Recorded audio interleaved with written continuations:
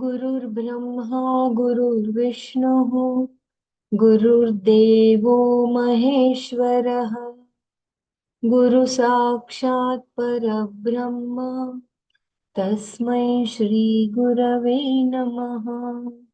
अखण्डमण्डलाकारं व्याप्तं येन चराचरं तत्पदं दर्शितं येन तस्मै श्रीगुरवे नमः। श्रुतिस्मृतिपुराणानाम् आलयं करुणालयं नमामि भगवत्पादं शङ्करं लोकशङ्करम्। ॐ सहनाववतु सहनौ भुनक्तु सह वीर्यं करवावहै तेजस्विनावधीतमस्तु मा विद्विषावहै। ॐ शान्ति शान्ति शान्तिः। नारायणं नमस्कृत्य नरं चैव नरोत्तमं देवीं सरस्वतीं व्यासं ततो जयमुदीरयेत्। ॐ श्री परमात्मने नमः। श्रीमद्भगवद्गीता षोडशोऽध्यायः दैवासुरसम्पद्विभागयोगः। श्रीभगवानुवाच अभयं सत्त्वसंशुद्धिः ज्ञानयोगव्यवस्थितिः दानं दमश्च यज्ञश्च स्वाध्यायस्तपार्जवम् अहिंसा सत्यमक्रोधः त्यागः शान्तिरपैशुनम् दया भूतेष्वलोलुप्त्वं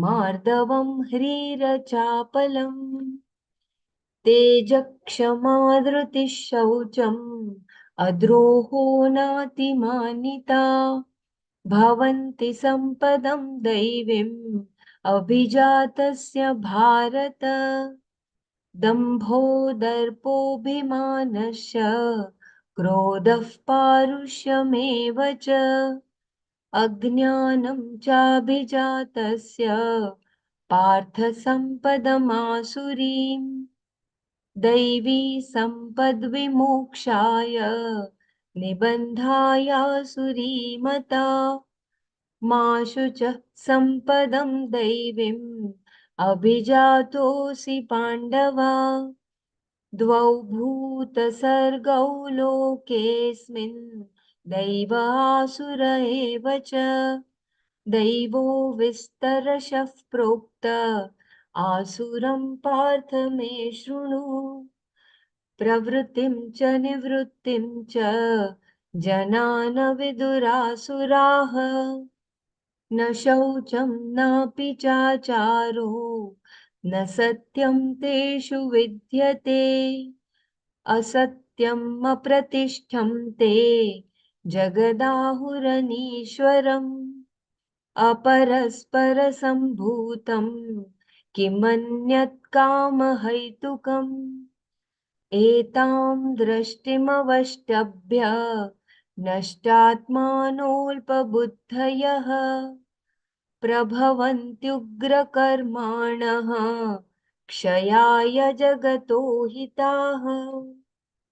ॐ तत्सत्। सर्वं श्रीकृष्णार्पणमस्तु।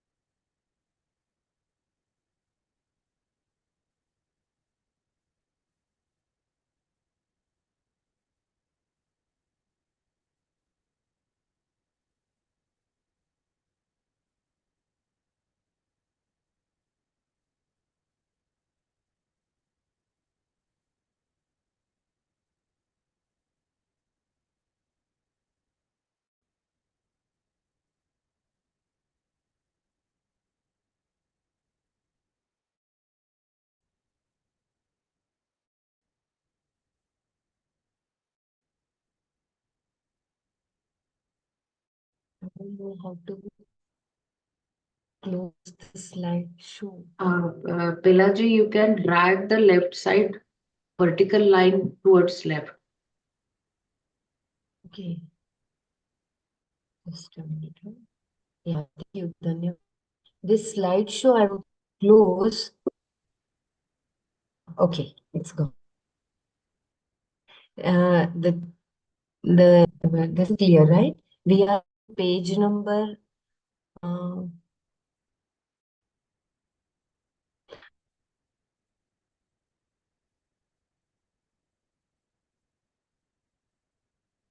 the font size, okay? Can you increase the font size, Belaji? Yeah, should I increase? Yeah, a little bit you can, I think. Yeah, yeah. Is it okay now? Yeah, fine. Thank you. And we page number kindly just Apaishuna was finished yesterday, right? Yesterday, Daya was Aloluktva. Aloluptum, we can repeat. Okay, okay. Um, okay. While Manana, we can repeat all the traits, I believe. Hmm? Yeah. Daya and then Aloluktva. Aloluktva is an absence of longing in the presence of desirable sense objects. It is one thing to be unmoved in the absence of objects, but quite another to remain so in their presence. That is why when we go to a big departmental store, we come out with more than what we intended to buy. Buying just what you wanted takes a lot of self control. In cultivating this value of aloluktva, practice is important. Without removing the sense object, though perhaps that may be helpful in the beginning, you appreciate all of them without a longing arising in you. Even if a fancy occurs, you do not respond to it. In shopping, for instance, you allow all your fancies and impulses to arise, but purchase only what you really need. This is considered sattvika because it requires a discriminative mind. If that is not operative, you become subject to longing and, in this instance, impulsive buying. This is what we call loluktva or an expression of rajas.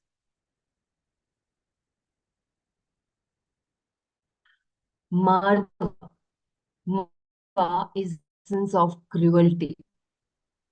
It comes from the word mridu, means soft. The petal of a flower is mridu, a softness, a kindness in attitude is what we call mardava. People should be able to talk to you freely, happily, without fear of harsh words. This is mardava. There are some people who are kind, but very harsh in their expression. There is a story that illustrates the different types of people. An old Brahmana arrived in a village just at lunchtime. One person spoke to him very nicely for about 5 minutes and then asked if he had eaten. When he replied that he had not, the villager lamented that his household had just finished their meal and directed him to another house. His words were all spoken softly, like a knife going into butter. When the Brahmana went to the other house, he was greeted curtly, but fed abundantly and was invited to rest also. These are the two types, one non-giving and soft, the other very giving but very harsh. The second is definitely better, but we need to be both giving and soft. The softness is very important because it implies accommodation, accepting the limitations of others and understanding from where they come. So, Mardava, it is somewhat similar to, I believe, Kshanti. When you accommodate, but here it is softness in your behavior, words, and accepting the limitations of others and understanding from where they come. So, Kshanti, Kshamyatam, Mardava, Aloluptva, and now the next Daivi Sampatti is Hari.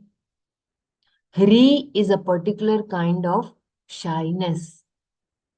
This is not a general shyness, but a shying away from praise about yourself and from extolling your own glories. Sometimes you have to tell your qualifications, but then you remain objective, not flattering yourself. It is a very natural modesty or humility. So beautiful. So Re is I repeat once again this trait. Re is a particular type kind of shyness. This is not a general shyness, but a shying away from praise about yourself and from extolling your own glories. Sometimes you have to tell your qualifications, but then you remain objective, not flattering yourself. It is a very natural modesty or humility. Such a wonderful trait. Achapala. Just let me know if you want me to repeat. So, aloluptva, mardavatva, hari. Now, achapala. Achapala is another important thing. It is the absence of activity of speech, hands, legs, etc. without purpose, says Shankara. I repeat, achapala is another important thing. It is the absence of activity of feet, hands, legs, etc. without purpose, says Shankara. This means living a purposeful and very alert life in which your actions become deliberate. That brings about a change in the mind because chapala is an expression of agitation. With practice, a chapala can be accomplished easily, but it takes some attention. It is very important that it be done without tension so that the mind is relaxed enough for proper shravana. With knowledge of Atma, a chapala becomes very natural. But without inner freedom, alertness needed to maintain a chapala can create tension. It is advised as a practice here only as a discipline leading to the discovery of inner freedom, not as an end in itself. This achapala is very natural to a sattvika mind. One may be sattvika but still have agitations. If that is so, some external discipline will reduce the disturbance. I think I repeat once again. Achapala. Achapala is another important thing. It is the absence of activity of speech, hands, legs, etc. without a purpose, says Shankara. This means living a purposeful and very alert life in which your actions become deliberate. That brings about a change in the mind because chapala is an expression of agitation. With practice, a chapala can be accomplished easily, but it takes some attention. It is very important that it be done without tension so that the mind is relaxed enough for proper shravana. With knowledge of Atma, a chapala becomes very natural. But without inner freedom, alertness needed to maintain a chapala can create tension. It is advised as a practice here, only as a discipline leading to the discovery of inner freedom, not as an end in itself. This achapala is very natural to a sattvika mind. One may be sattvika but still have agitations. If that is so, some external discipline will reduce the disturbance. So here external disciplines may be like meditation and our prayer, sadhana.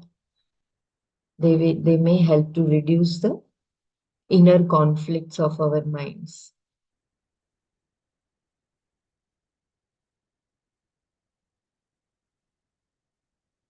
So achapala is the absence of agitation.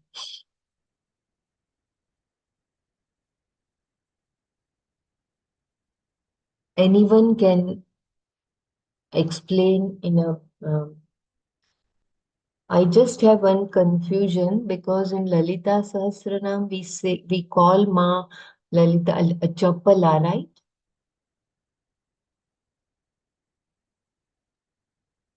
Can someone explain here a Chapala whether the understanding is clear?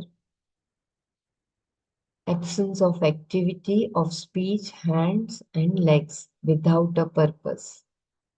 And it is a natural trait of a sattvic mind where all the inner conflicts are resolved.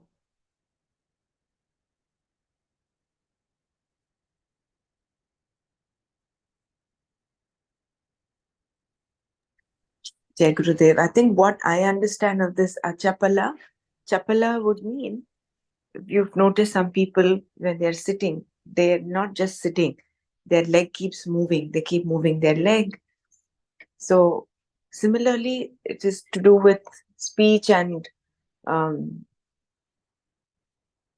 there is no purpose. I mean, they just keep talking. So that probably is what chapala is. Okay. And what a sattvika person has is he directs he doesn't have, he has that hold on his actions, there is only meaningful action. Even if he's moving, it's with a meaning. It is not meaningless activity. I mean, I might be bringing it down to a very simple thing, but this is how I understood it. Maybe others can throw some light. It says without inner freedom. Is it knowing the knowledge of Atma that gives the inner freedom?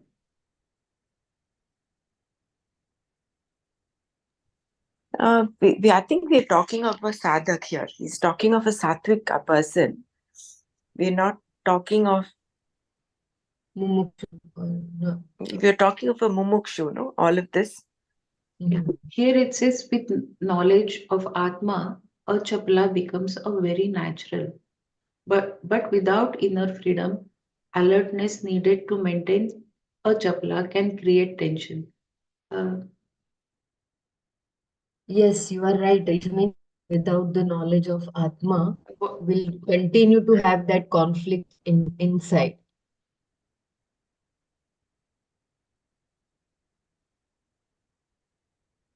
But for those who are having that Atma and Gyan, that here again Vivek it says Buddhi, it is advised as a practice here only as a discipline, leading to discovery of inner freedom.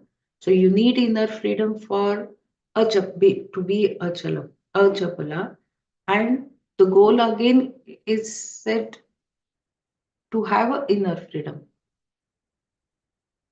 Journey and the goal both are inner freedom is needed. And mm, here it says again, one may be sattvika but still have agitations. If that is so, some external discipline will reduce the disturbance. correct. Can you repeat the reading, Achapala? Yeah, yeah, okay. A chapala is another important thing. It is the absence of activity of speech, hands, legs, etc. without a purpose, says Shankara. This means living a purposeful and very alert life in which your actions become deliberate. That brings about a change in the mind because chapala is an expression of agitation. With practice, a chapala can be accomplished easily, but it takes some attention. It is very important that it be done without tension so that the mind is relaxed enough for proper shravana. With knowledge of Atma, a chapala becomes very natural, but without inner freedom, alertness needed to maintain a chapala can create tension. It is advised as a practice here, only as a discipline leading to the discovery of inner freedom, not as an end in itself. This achapala is very natural to a sattvika mind. One may be sattvika, but still have agitations. If that is so, some external discipline will reduce the disturbance.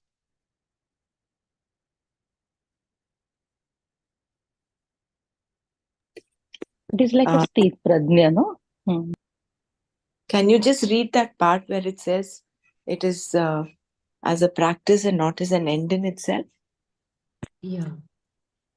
With practice, a chapala can be accomplished easily, but it takes some attention. It is very important that it be done without tension so that the mind is relaxed enough for proper shravana. With knowledge of Atma, a chapala becomes very natural, but without inner freedom, alertness needed to maintain a chapala can create tension.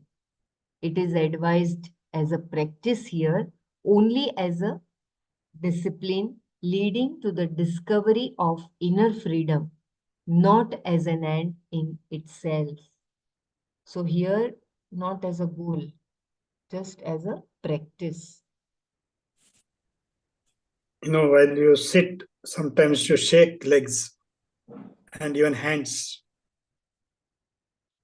That is also chapala. So it needs stability. The mind is always chapala. Sorry. Activity of speech, hands, legs, etc. You see, some people when they sit, they just shake legs and sometimes hands. So this is stability, sthira we need. For that we need calm and quiet mind, and it has to be practiced.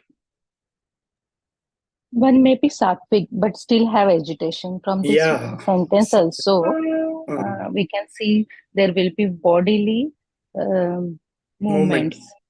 Yeah, that can be controlled by the practice with some external disciplines, and that disturbances can be reduced. So you are so sthita prajna, like you are. Means there will be no See, much movements, but mind is steady, because yeah, even in sattvika there is a little rajasva.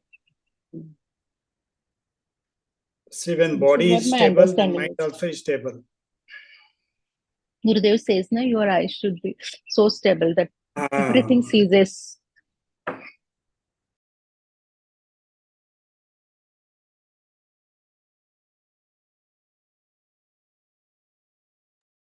In Marathi, they say, no, खूप चपळ आहे तो. So, the exact meaning of chapal and achapal is means practices also, and the one of the sampattis also. We can develop this actually, and it is important. But here it is made very clear. Uh, it is the absence of activity of speech, hands, and legs, etc., without a purpose.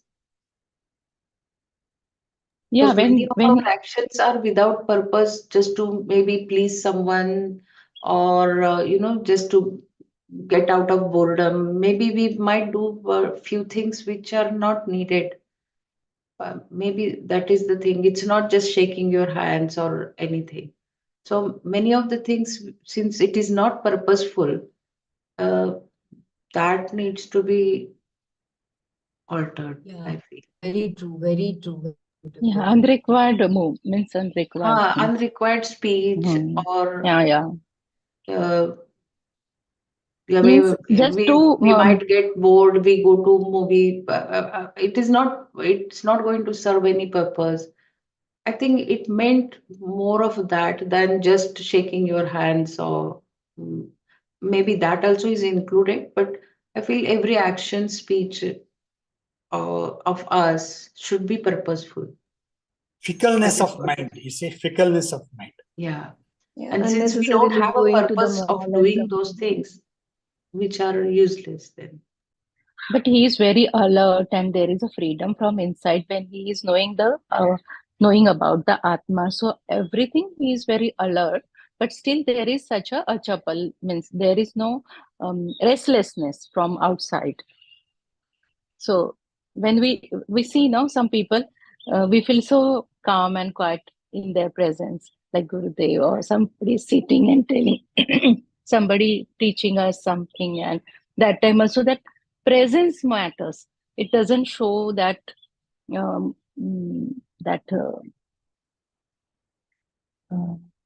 restlessness. Means they are so steady and stable. So everything around them becomes so serene, and we also become steady there. So there is not a moments like um, we are speaking to others. We have a total attention there. So alertness with attention is there, and that's, I think.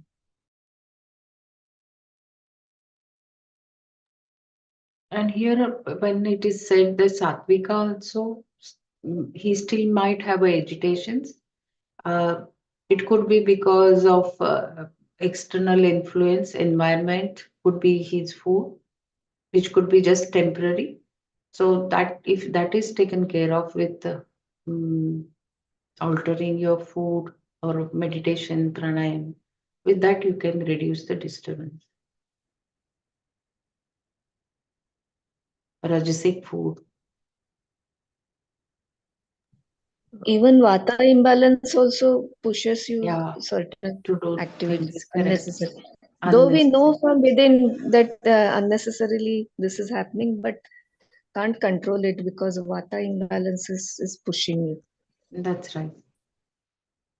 Also, ultimately, the importance of achapala is in order to be able to do shravana in the right way. It's very important that it be, where is that? Yeah. So the The whole purpose is purpose to correct.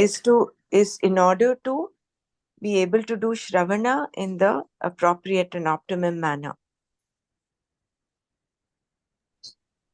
The sentence is given, no? So that the It is mind is very relaxed important enough that for it be proper done. Shravanam.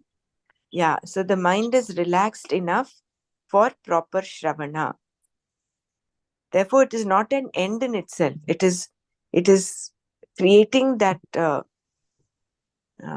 Environment. stillness in the mind where Shravana can happen.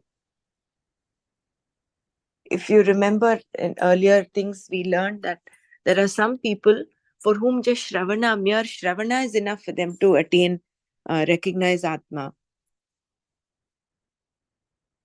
So creating that stillness in the mind, which is why even in meditation we say the body is still, the mind also gets still.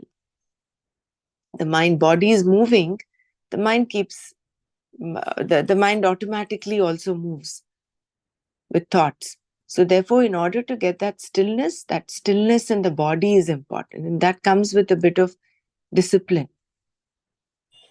Stiram And it Sukham. starts with restlessness in the body, with shaking and things like that, and it goes on into the subtler realms. Unnecessary speech, unnecessary thoughts. Stiram Sukham Asanam. Yeah, that's right. And I think earlier paragraph we read that only way to understand Atma or Atma is about Atma is not experiential, it is understanding. And to understand, we need that stillness. And the Shravana should be without any disturbance. Then only we can understand.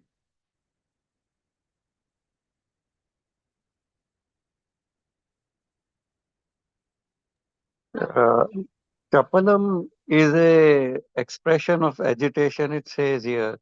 So maybe if we take the example of a housewife who pounds on the herbs excessively, or she's stirring her curry with a lot of fury, or banging the vessels because the mother-in-law has provoked her, that would be chapalam. And with this knowledge, if she does not get agitated, the mind is still and quiet, it would be achapalam. Somehow this happens in a lot of households, so one has Very noticed nice. it. Sorry. I said very nice example. Yeah, when the maid servant doesn't come, how you mind gets agitated. So that expression of agitated comes out in your actions. That is chapala. How you bang the vessels, how you pound on the herbs, how you cut the vegetables. Excessive force used on cutting the vegetables, not necessary to use so much of force. The knife goes and bangs on the board, that kind of thing. We have seen all that. So it's an outward expression of the agitation of the mind. That is chapalam. With knowledge, we can do away with it. When the mind is really still and calm, and you are not provoked by whatever the mother-in-law has said or the maid not turning up, that would be achapalam. And it also is imbalance of Vata, Pitta, Kapha. Also. You know, if Vata is more, then you become restless, something like that. So we have to even balance the discipline of body. So all are required. Everything is involved in it. परसी जी आपके साथ कौन सुन रहा है और knowledge वहां बैठे बैठे Get what you said? I said who is listening to this knowledge other than you in the home also on a lighter Nobody. mode. Nobody. As such, my son is deaf. He's having his breakfast sitting. He's to leave for his office. He can't hear.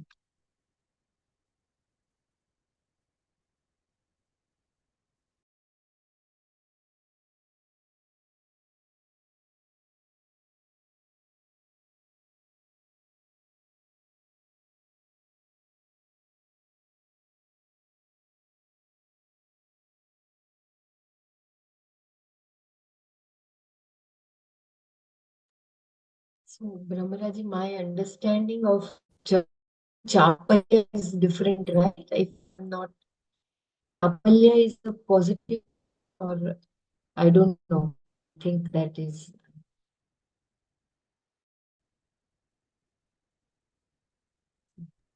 no problem. Right now we have. Yeah, I don't know about how to Mhm. explain that from Yeah, Lalita but it, Sahasranamam. Maybe yeah, we'll stay with this and yeah, maybe yeah, we can refer to that later. Huh? Sometimes yeah. with our knowledge base, Mhm. at least my knowledge base, I don't know how to explain that. Yeah. Okay. Okay. Tejas. Tejas means brilliance, not the shine of your skin, but inner brilliance, says Shankara. He defines it as the capacity to face difficult challenges with self confidence. So beautiful. Tejas, I repeat, Tejas means brilliance, not the shine of your skin, but inner brilliance, says Shankara. He defines it as the capacity to face difficult challenges with self confidence. Then, Kshama. Kshama means composure. Even when you are addressed by someone who is angry or assaulted in some way, there is no change within you. This is possible because you do not internalize the other person's behavior, but just allow him to be what he is and wait for the disturbance to pass. No angry response arises in you. If anger arises and you resolve it, it is called akrodha. If anger does not arise, it is kshama.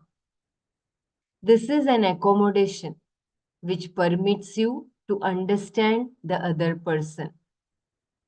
Unless you have the readiness to allow a person to be as he or she is, there is no way of understanding him or her. Making another person feel understood is not an easy thing. It takes a lot of kshama. I think I'll repeat this, very, very beautiful and important to understand. Kshama means composure. Even when you are addressed by someone who is angry or assaulted in some way, there is no change within you. This is possible because you do not internalize the other person's behavior, but just allow him to be what he is and wait for the disturbance to pass. No angry response arises in you. If anger arises and you resolve it, that is called akrodha. If anger does not arise, it is kshama. This is an accommodation which permits you to understand the other person. Unless you have the readiness to allow a person to be as he or she is, there is no way of understanding him or her. Making another person feel understood is not an easy thing. It takes a lot of kshama. This reminds the story of Buddha on whom a person Correct. spoke. Angulimala, Buddha, and so many other people who Yeah. had. No, but he understood that person and then he didn't react or he didn't get angry. Persiji was telling this story Yeah, because he understood the person, why he's doing. yeah, though he spat on him. Yeah. It also brings like a common example as a mother when you forgive the child, some normal tantrums, like you understand when they come back from the school.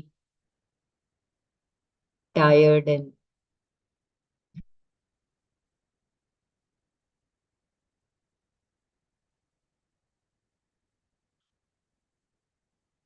making another person feel understood. It is kshama. And very important that this is possible, but just allow him to be what he is and wait for the disturbance to pass. It requires a lot of understanding. But that is krodha, means that the anger is coming. But here in Kshama, the anger is not only coming. It's It doesn't means there come is on. no initiation of anger. It is like that only. Means though no action reaction is there. Because of the disturbances also, that reaction is not coming.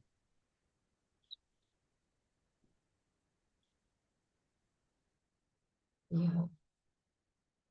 I think these all traits are interrelated. Akrodha, Kshama, Daya.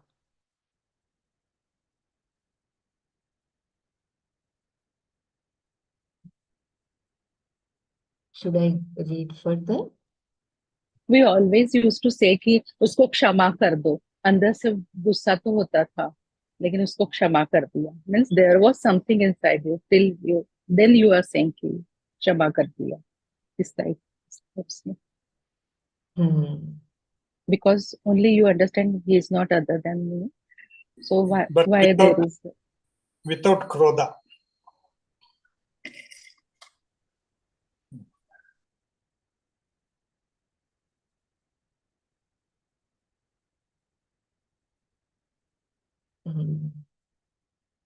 So it is like a abhushan for everybody. It is like an ornament, kshama. Without I'm not sure, Jai Gurudev, I'm not sure whether the kshama that we talk of in Hindi, kshama kar do and all that, that is forgiveness. The kshama that is being talked of here is that inner composure where there is a situation that actually causes you to feel agitated, but you're still calm inside within. Nothing is perturbing you.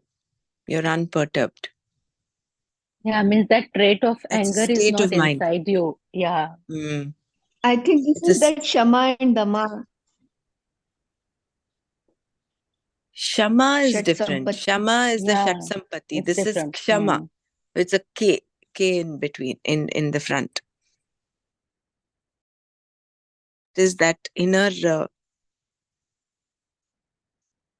No, but I think it is forgiveness also. But we cannot, means Sanskrit words are like that, no? We cannot explain or make it synonymous. Yeah. But wherever we are doing the kshama, there should not be a anger inside. Your mind should be such a settled or calm. So there is no agitation in the body, mind, on every level. What I understand. I can give one example of this. Sama meaning composure. When I was in the corporate world, a new VP came in from outside, and over a period of time, he brought his own marketing services manager also. And I was handling marketing at the all India level. And somehow that person had so many complaints against him, the person who was supposed to streamline everything in marketing services. He made a lot of mistakes, and there were a lot of complaints from the field staff against him, which came up during our corporate meetings, quarterly meetings. And then I was handed over that, but I said I would report directly. I would not report to that marketing services manager. I would directly report to the VP, and I would take my own corrective actions and streamline the procedure. He gave me that liberty to do so. Over a period of time, all the complaints got eradicated and all complaints stopped completely. And so he called me to his cabin and he said, "How did you do it?" And I explained as how I did it. And in the labor class, there was at that point of time unionization. So union heads who are there in different departments would gang up and create trouble for this new person. And he was also, in the way he would treat people, he was not very kind. He was crude with them. But I was very kind, and these people had come up. I had come up in the ranks with them, but I had gone higher up in the hierarchy and become All India Marketing Manager at that time. So when he said, "How did you do it?" I told him that I used an executive secretary more as an executive. So that when there were two labor union heads, I used one against the other. I made her in charge and told her that you give the work down the line, whatever marketing services work had to be done. And then you take a report and you give me a feedback. They refused to report toward the other union heads. I said, look, I cannot look into, so I have so many departments. So I cannot look into it. And then somehow they agreed to what I had to say because I've always maintained my composure. I do not fight. I do not raise my voice. And these people have all grown up with me. And then finally, when that accountability came from one union head to another union head and the reporting would come to me, absolutely no complaints took place. And I would keep on monitoring regularly. So when this was said, how could you use this person as an executive and all that? And why did you do that? And he was a little agitated, my VP. I just turned around and told him the bottom line is that now there are no complaints. I did it my way and it succeeded. So when you maintain your composure, the person is taken aback. And then he said, would you be able to share it as to how you turn this department around in the meeting? So I think that is there, that Shama meaning composure. In spite of the other person getting agitated, you don't lose your cool. That is Shama also. Composure is Shama also. And the Shama is even forgiveness. Yeah, before that happens, I think you have to understand the behavior of that person. Then that you will not get disturbed. I think what this whole paragraph on Shama is saying is that we don't get our mind to get agitated and provoked by what another person is doing. Maintaining your composure is the main thing in this. Is the dimension that I am seeing from this whole paragraph. You are accommodative. You permit the other person to be. See, if my wife was to have an outburst, I know that she's a diabetic hypertensive, so she may have an outburst. I should not lose my composure. That is Shama.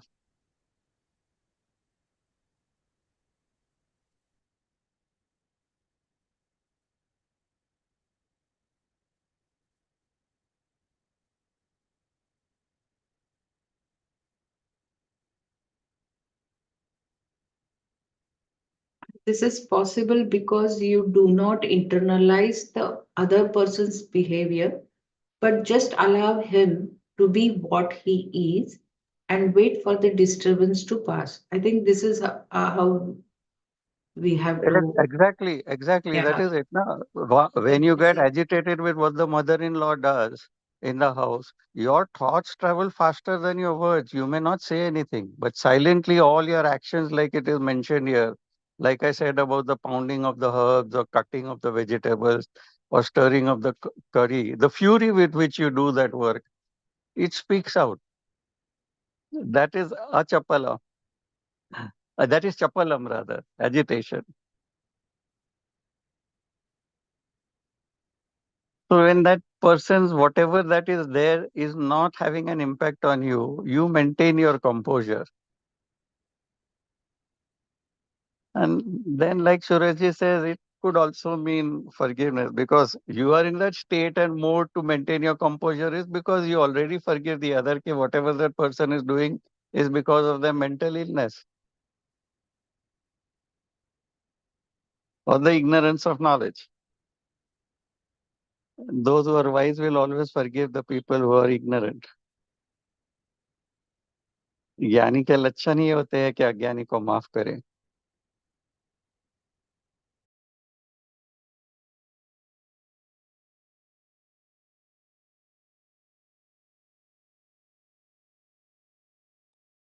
Yeah, here or the point came up like ignoring someone. There is a day when you know that person is such, and you ignore the actions by so and so. But here, I think I don't your agree with whole that. I don't inner agree with that. composition, yeah, Ignoring would be a completely very different different. Yes. dimension. Ignoring would be Yeah, a completely different dimension. Here it is that whatever that person is acting, knowledge. you're not ignoring it. You realize, your realization is that that person is coming from a mental weakness or a physical ailment. And that is why that person is Correct. doing something wrong Hmm. or provoking you or whatever. So you just let go. It's not an ignorance. Ignoring means you are Correct. not in acceptance, but you're tolerating it. That would be ignoring. But here you're not Yeah. ignoring it at all. You just understand that person the way that person is. And that is why you're Hmm. able to maintain your composure. Hmm. The Very beautiful. sentence, the making the other person feel understood, that is important.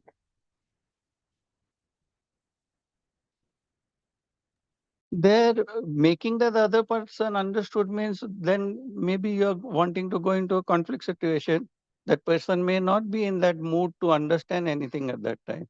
You are understanding that that person is in that kind of a framework because of the ailments that they suffer from. Okay. And you let go. So you don't lose your composure. Just let it be.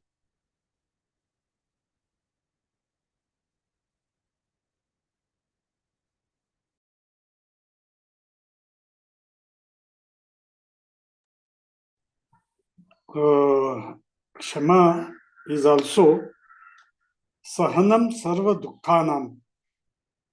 All that comes is welcome, without reaction, enduring without reaction, no anger. And you I always think when understand you the don't other. lose your composure, then there is no endurance. Enduring means you are full of pain and you are enduring it, whether physically or mentally. There is no endurance here. I don't think so. I mean, you just don't lose your cool, you are Cool, composed. yes. Yeah, because you are accepting that person as that person is, and you are accepting that that person is having a mental or physical ailment due to which they are provoking you or doing whatever they have done. So I don't think endurance would be then you are not accepting. Then you are full of pain. Here it does not affect you. You do not internalize whatever is happening. I think the main thing in this paragraph is not internalizing whatever is happening in and around you. No angry response arises in you.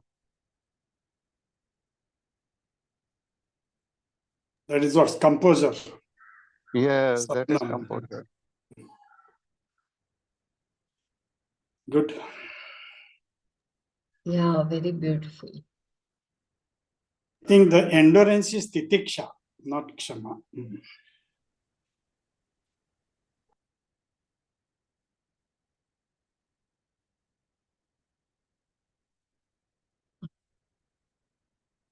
So after Kshama, there is Dhriti. Dhriti is generally translated as fortitude, but here Shankara is more explicit.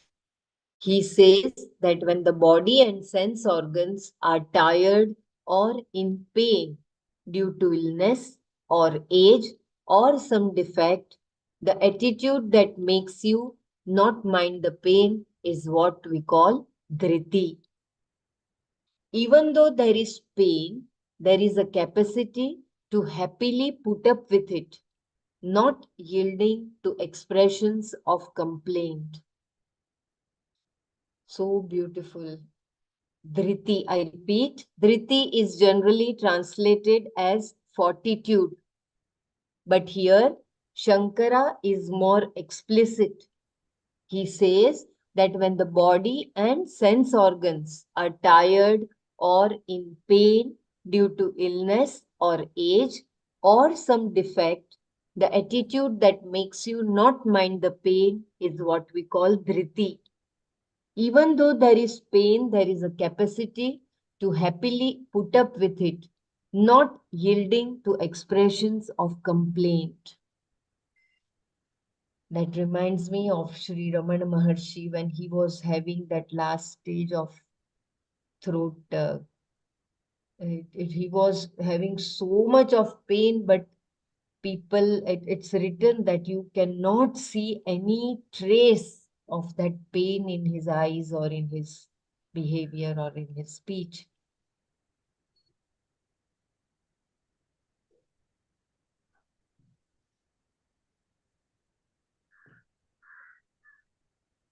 So, Dhriti. Sometimes it is little difficult to withstand some physical pain or even mental pain.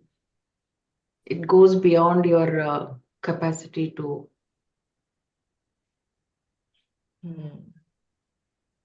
Not express. Very I good. remember my father, he was on bedridden. He had a paralysis. So he was, for a long time, he was on the bed. So he had that bed sores. But whenever we go and ask him anything, are you having pain? He would not say any time that I have pain. I learned that from him, very, very nice. Not a single time he has told me that I am having pain or whatever, and he was in pain. So capacity to happily put up with it, that is it. And not yielding to expression of complaint. So that is so wonderful. I remember my father. I always remember whenever I have pain, I just should not complain. Very good. Yeah, very nice. This definition is Swamiji has put up very, very good. Otherwise, many people say fortitude only. We have to have very dhriti, dhrada nishchaya.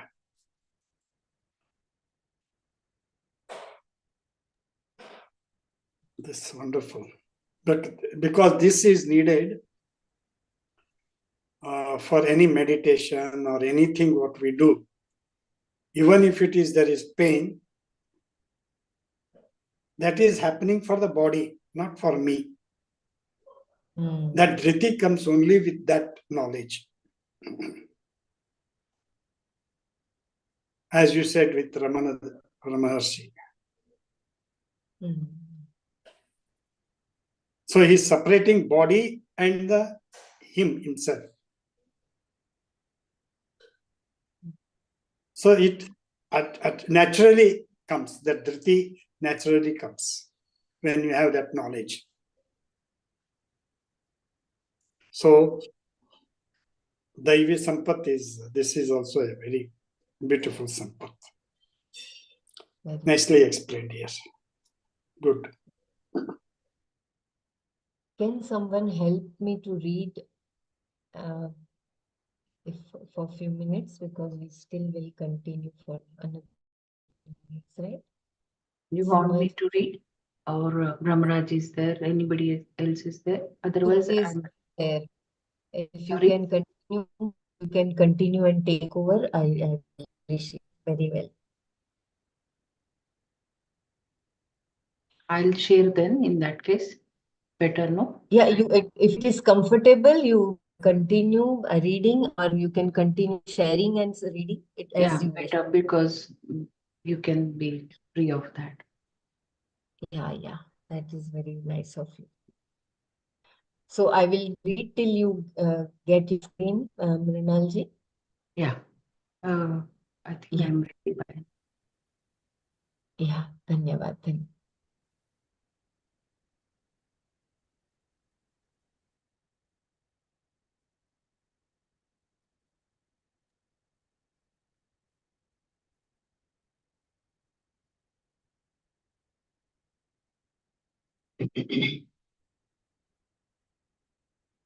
Shaucha, cleanliness, is of two kinds, inner and outer.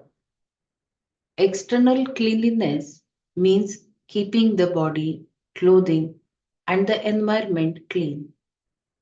This is an important discipline because it helps create a healthy frame of mind.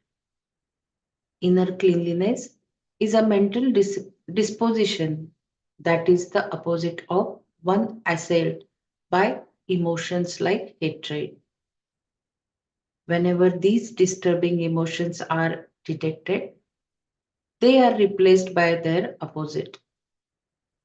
If there is enmity, we replace it with understanding and, if possible, friendliness. If there is hatred, we analyze what it is that is hated and try to understand it. If the understanding is complete, love or compassion will naturally arise.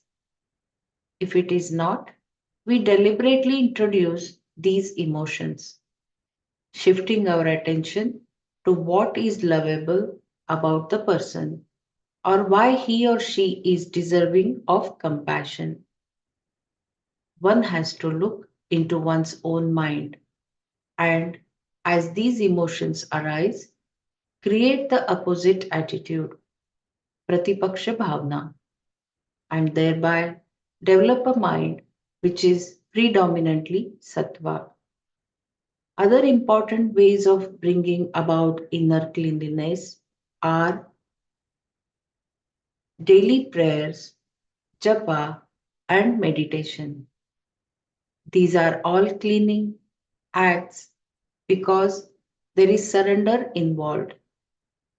Anything the mind might have gathered is dropped in prayer. What sorts of things does the mind pick up? What it needs to be freed from?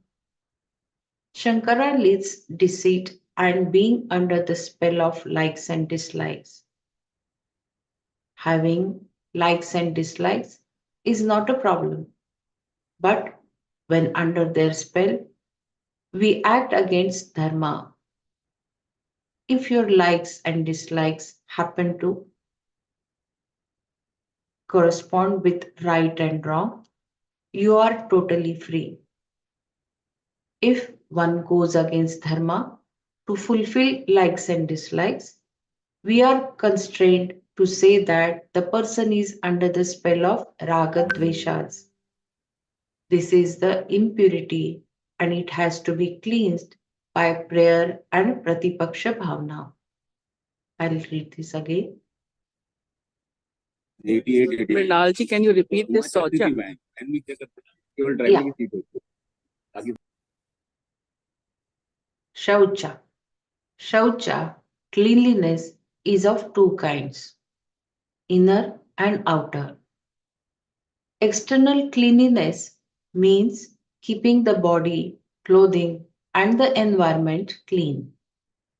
This is an important discipline because it helps create a healthy frame of mind.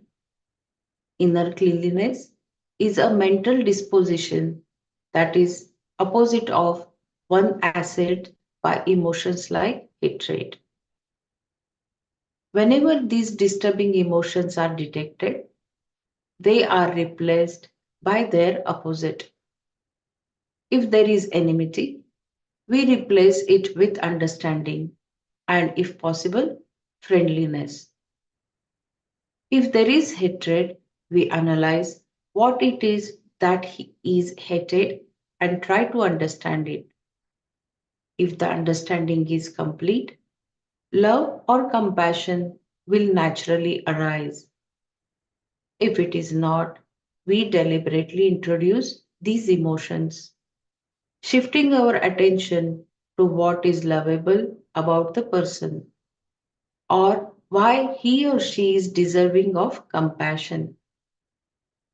One has to look into one's own mind, and as these emotions arise, create the opposite attitude, pratipaksha bhavana, and thereby develop a mind which is predominantly sattva.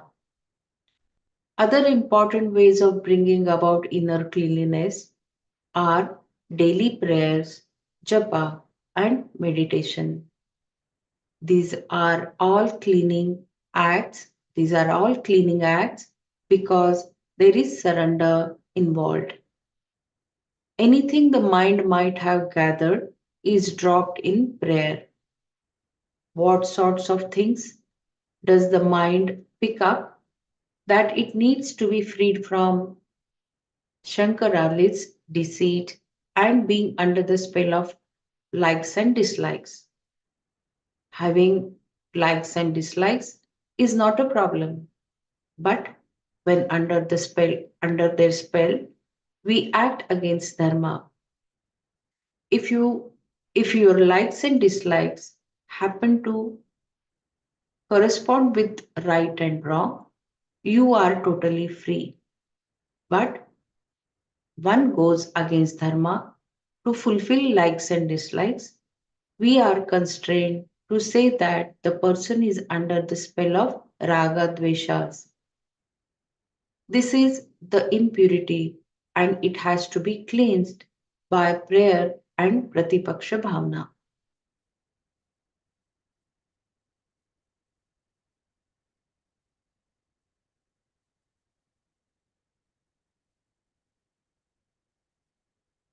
Can you please read one more time, please? Stoucher. Sure. Shaucha. Shaucha, cleanliness, is of two kinds, inner and outer. External cleanliness means keeping the body, clothing, and the environment clean. This is an important discipline because it helps create a healthy frame of mind. Inner cleanliness is a mental disposition that is opposite of one assailed by emotions like hatred. Whenever these disturbing emotions are detected, they are replaced by their opposite. If there is enmity, we replace it with understanding and, if possible, friendliness.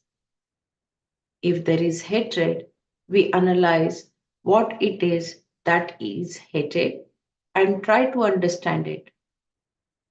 If the understanding is complete, love or compassion will naturally arise. If it is not, we deliberately introduce these emotions, shifting our attention to what is lovable about the person or why he or she is deserving of compassion. One has to look into one's own mind, and as these emotions arise, create the opposite attitude, pratipaksha bhavna, and thereby develop a mind which is predominantly sattva. Other important ways of bringing about inner cleanliness are daily prayers, japa, and meditation. These are all cleansing acts because there is surrender involved. Anything the mind might have gathered is dropped in prayer. What sorts of things does the mind pick up that it needs to be freed from? Shankara lists deceit and being under the spell of likes and dislikes. Having likes and dislikes is not a problem, but when under their spell, we act against dharma. If your likes and dislikes happen to correspond with right and wrong, you are totally free. But if one goes against dharma to fulfill likes and dislikes, we are constrained to say that the person is under the spell of raga dveshas. This is impurity, and it has to be cleansed by prayer and pratipaksha bhavna.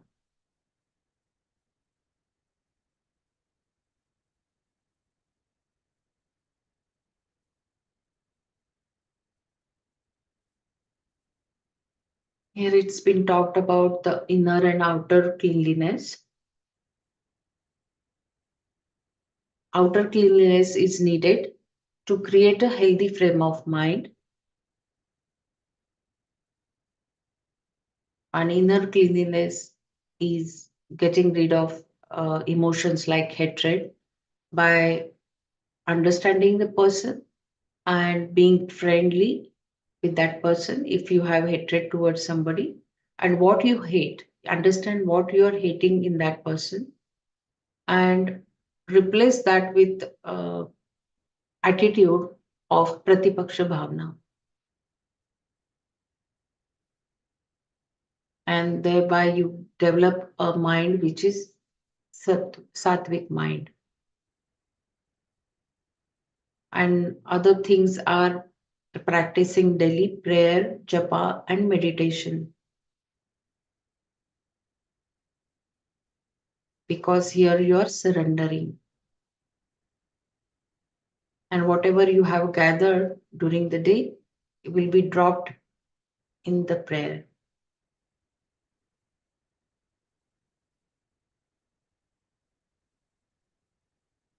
And what are the things we pick up are the deceit and likes and our action under the spell of likes and dislike.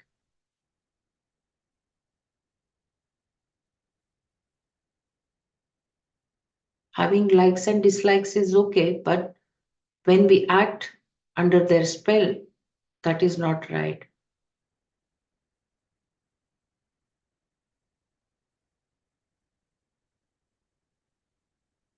And that can be the act when we act against under the spell of likes and dislikes.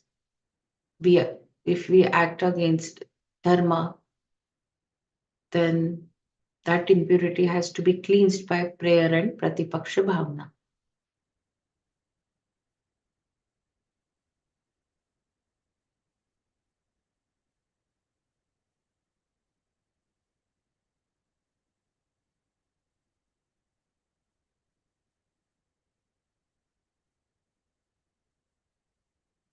The last three lines it didn't.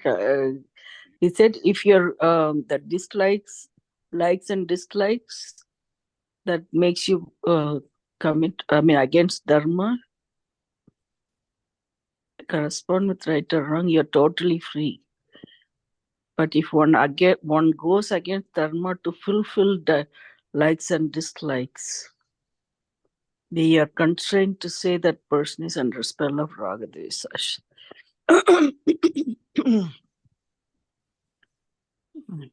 Either way, it's that.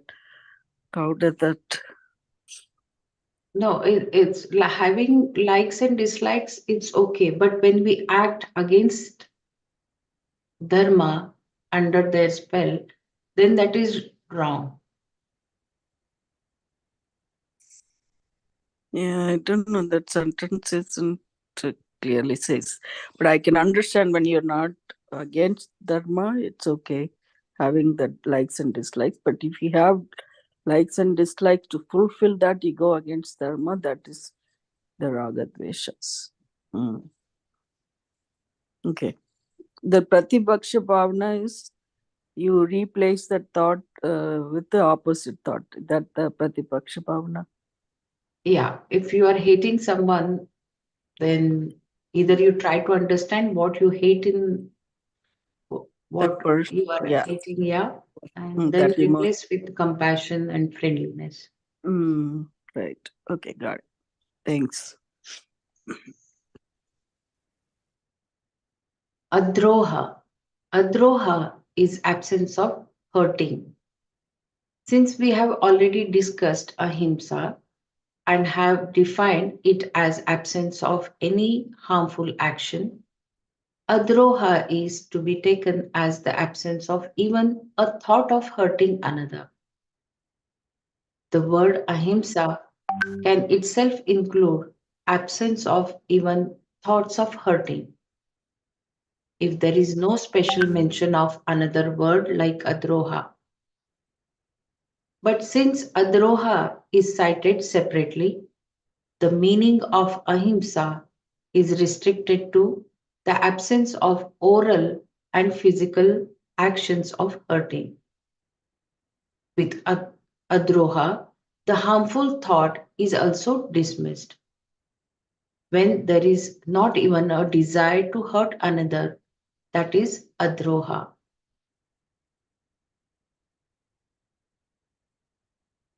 Adroha is absence of hurting. Since we have already discussed ahimsa and have defined it as absence of any harmful action, adroha is to be taken as the absence of even a thought of hurting another. The word ahimsa can itself include absence of even thoughts of hurting if there is no special mention of another word like adroha. But since adroha is cited separately, the meaning of ahimsa is restricted to absence of oral and physical actions of hurting. With adroha, the harmful thought is also dismissed. When there is not even a desire to hurt another, that is adroha.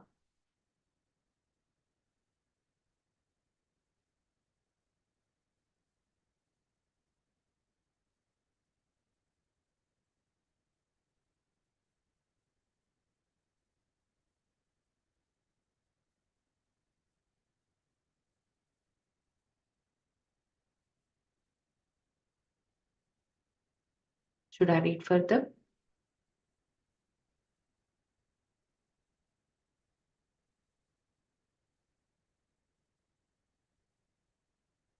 Natimanita. Atimanita is pretentiousness with a demand for respect. A certain amount of manita, self respect, is necessary in order to be together as a person. It is healthy.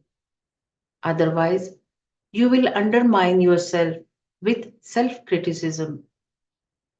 Atimanita, pretentiousness, demanding respect from others, is what is negated here.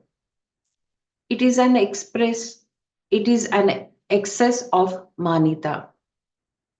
The absence of this attitude is nati manita. It makes you just a simple person. All the virtues mentioned in these three verses, beginning with Abhaya, are the characteristics of the Devas. When human beings have them, they are said to have Devi Sampat. If they die without the knowledge of the self, they will become Devas. But if they are exposed to Vedanta Pramana, they will definitely discover that they are free. I'll read this again. Atimanita is pretentiousness with a demand for respect. Atimanita is pretentiousness with a demand for respect. A certain amount of manita, self respect, is necessary in order to be together as a person. It is healthy. Otherwise, you will undermine yourself with self criticism. Atimanita, pretentiousness, demanding respect from others, is what is negated here. It is an excess of manita. The absence of this attitude is nati manita. It makes for just a simple person.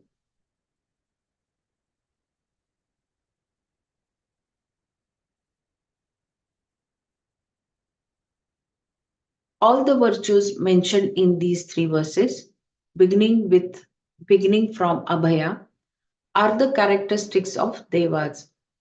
When human beings have them, they are said to have Devi Sampat. If they die without knowledge of the self, they will become Devas. But if they are exposed to Vedanta Pramana, they will definitely discover that they are free.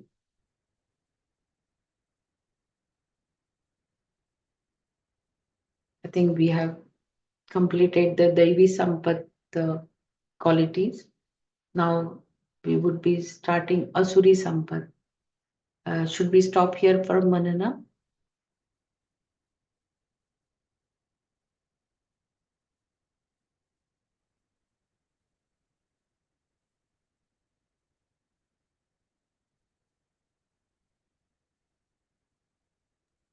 Yes, we'll do that, Marilal. Can we just chant the verses that we have completed now?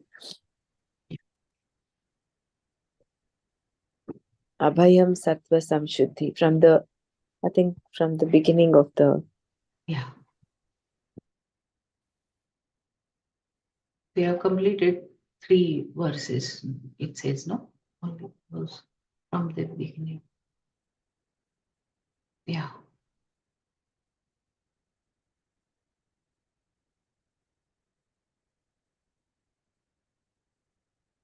श्रीभगवानुवाच अभयं सत्त्वसंशुद्धिः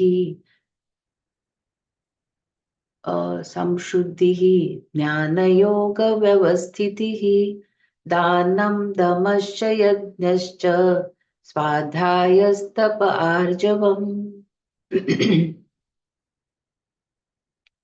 अहिंसा सत्यमक्रोधः त्यागः शान्तिरपैशुनम् दया भूतेष्वलोलुप्स्त्वं मार्दवं ह्रीरचापलम् तेजक्षमा धृतिः शौचम् अद्रोहो नातिमानिता भवन्ति सम्पदं दैवीम् अभिजातस्य Bharat. Shri Bhagavan said, freedom from fear, purity of mind, steadiness in contemplation, charity, judicious restraint, performing rituals, recitation of one's own branch of the Veda, religious discipline, austerity, alignment of thought, word, and deed, absence of hurting, truthfulness, resolution of anger, renunciation, resolution of the mind, absence of calumny, compassion for living beings, absence of ardent longing, softness, modesty, absence of physical agitation, brilliance, composure, fortitude, cleanliness, no thought of hurting, and no exaggerated self opinion are there for the one who is born to the wealth of Devas, Arjuna.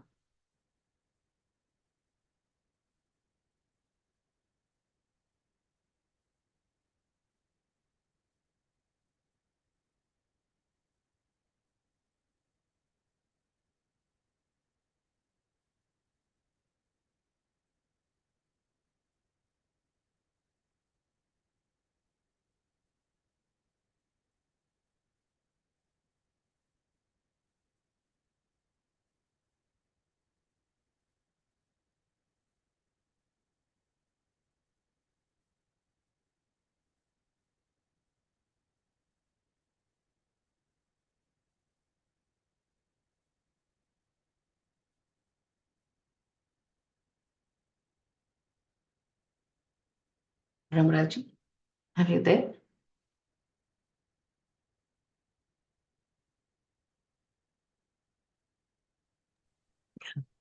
Take it away. I think we can all just share and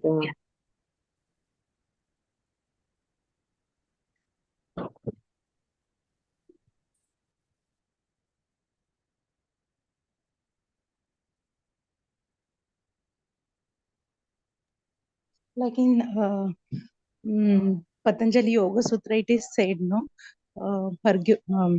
Maitri, Karuna, Upekshana, Sukha Dukha, Chitta Prasadanat ke Lakshan, that I relate today when we were reading about the Kshama.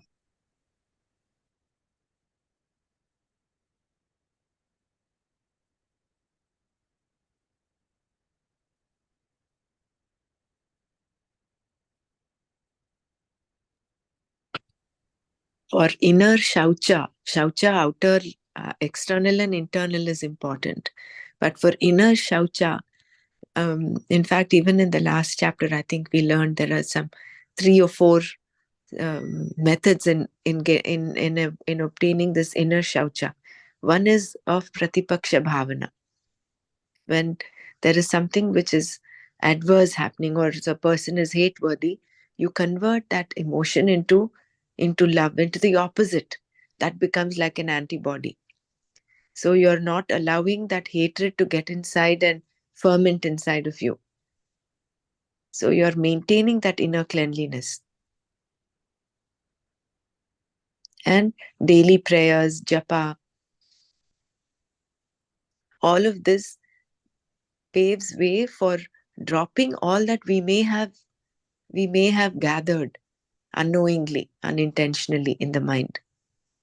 So inner shaucha is such an important thing. That's my takeaway today. Because of the Saucha only, we can do everything, no? There will be Tejas, there will be Kshama, there will be Dhritti.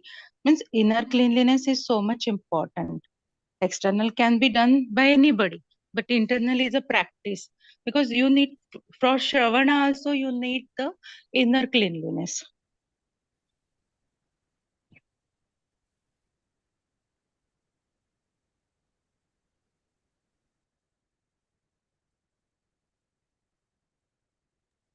It's like when mind is very totally, surrendered or positively accepting everything, then only this practice can be continued for your journey. Otherwise, there will be obstacles.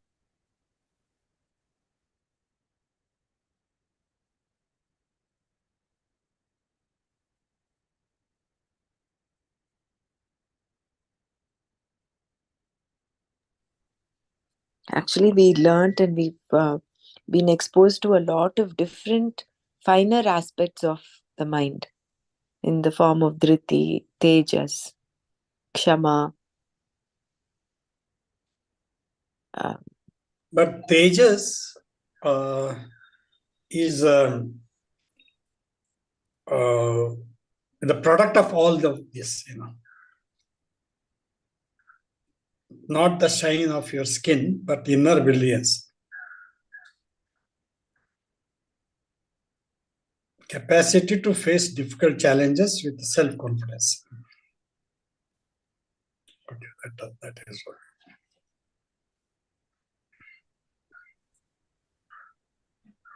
I think it's actually worth reading all of these qualities one more time, so that they're not just. Huh? Sorry. Yeah, we read so many of them, but the Abhayam also is one of the, fear. We won't be fearless about. I mean, that particular one, it helped us how we understand how the thought.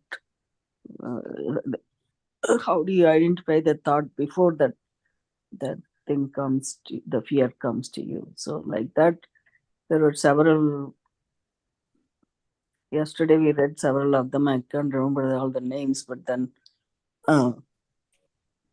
that thought, the seed for everything. If we try to identify the thought, then we can move. I mean, develop better these qualities. That's what I got, but I not able to explain it right now because I forgot how to all the names. But actually, it's working like an algorithm. We have to check is this happening or not, and we have to improve on that. and Right. just move on. Yeah. My teacher, when we are learning the Bhagavad Gita, I've done the diploma in Bhagavad Gita. She said, these three, you should be always reading it, and it should be always in your mind, means by hearted. She made us to this really. So we should be always having that on our finger lips, Yes, these three verse. And also the That's right. 13th Yeah, 13 chapters. That's Amanitvam, one. and those 13th chapter verse, no? Amanitvam, Nadambitvam, Right. those are those two, I think, three. Those are, I think, 13.9 to 11, I think. Those are 3 to 4 words. This should be on your lips, she used to say. And she had practiced us a lot. So we should have all these three at least. They just, so always will be having that in the mind. And it is just a fact checking for our self understanding. Yeah, very nice, Sureshji. That's right. We have to remember that those three we have to memorize. These Thank you. And to have composure or even the cleanliness, inner cleanliness, the first thing it's struck to me was understanding the other person. That will, you will then understand what you are hating, or why the person is behaving that way. And then I think that becomes very natural. Then you will not feel you are hating that person anymore, or you are understanding that person, and then that anger may not come, or that hatred will not be there. So thinking from the other person's point of view, if you think, then it is easier. Otherwise the behavior of other person will always uh, irritate you, or and it is ongoing. You cannot change the other person, so it is ongoing process. And then if you have to interact a certain person with qualities which you may not like, it is very difficult to not get angry, or not hate the situation. But if you understand, I think it is, you are internalizing that thing with you. The understanding is there, and then that may not happen. The anger may not come, or you may not hate. Why that person is behaving the certain way? That is what we hate, right? May not be the person, his behavior or his way of acting. We may not like it. So if we understand that, I think half of the battle is over.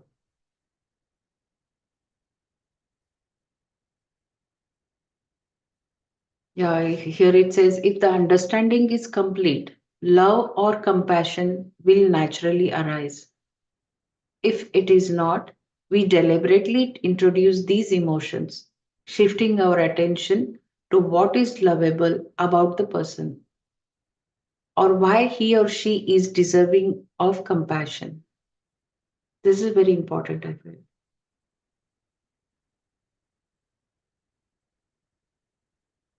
Otherwise, just by saying that, yes, we should not hate anybody, or it should be replaced with, I think understanding that person is very important.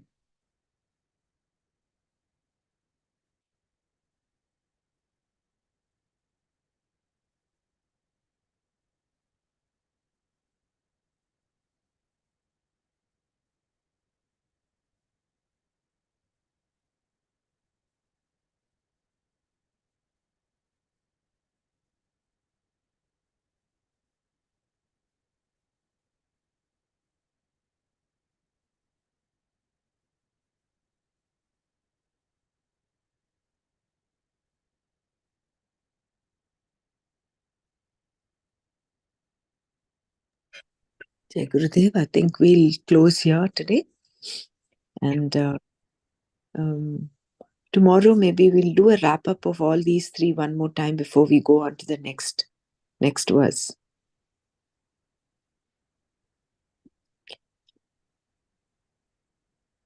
Om Loka Samasta Sukhino Bhavantu. Om Shanti Shanti Shanti. Om Tat Sat Shri Krishna Arpanamastu. Jai Gurudev. Today, I think we'll just reflect on all these qualities, how many ever qualities we can remember. And for today, maybe we'll just individually go through these three verses by ourselves. Jai Gurudev. Jai Gurudev.